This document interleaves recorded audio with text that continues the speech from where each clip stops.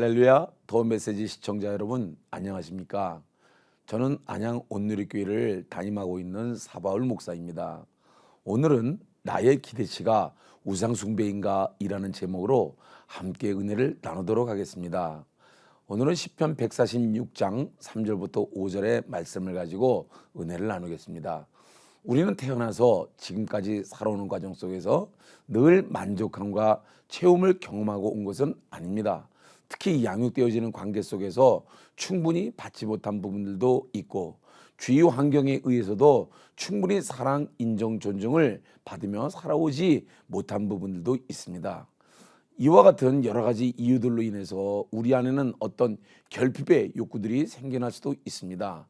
그 욕구들은 우리 안에 내재되어서 끊임없이 그것을 채우고자 하는 필요를 느끼게 하며 그 필요는 어떤 행동을 하도록 동기화하기도 합니다.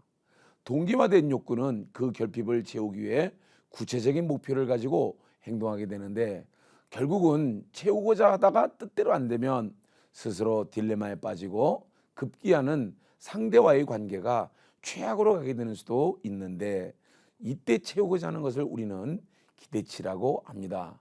이 기대치는 소망, 비전이라는 단어와 확연히 구분되기도 합니다.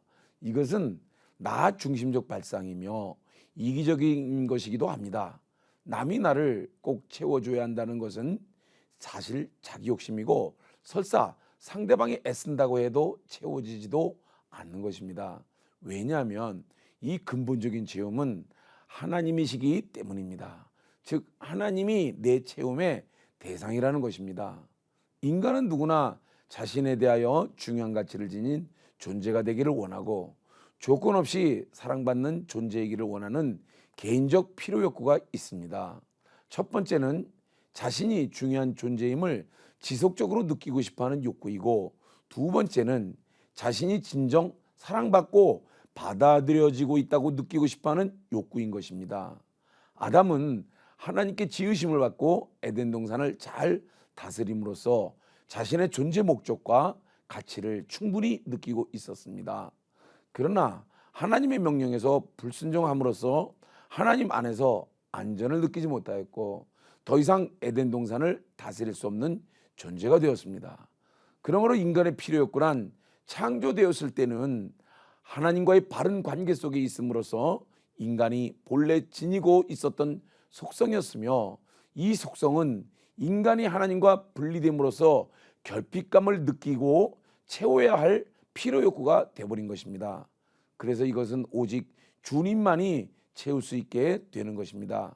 즉 중요성의 욕구는 자신이 그리스도 안에서 가치 있는 존재임을 재인식할 때 채워지고 안전의 욕구는 그리스도 안에서 하나님의 영구적인 사랑과 용납을 받고 있다고 느낌으로써 채움을 받는다는 것입니다.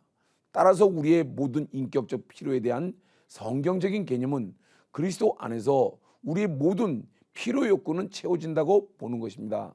그러나 아직까지도 이것을 사람에게 또는 배우자에게 체험받으려고 하니 서로가 충돌이 일어나는 것이고 그 과정에서 서로 상처를 주고받게 되는 것입니다.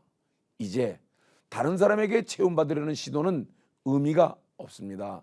내가 상대에게 갖는 나를 충족시키게 하기 위한 기대치는 하나님을 바라보는 것이 아닌 사람을 바라보게 하는 피조물을 바라보게 하는 우상인 것입니다.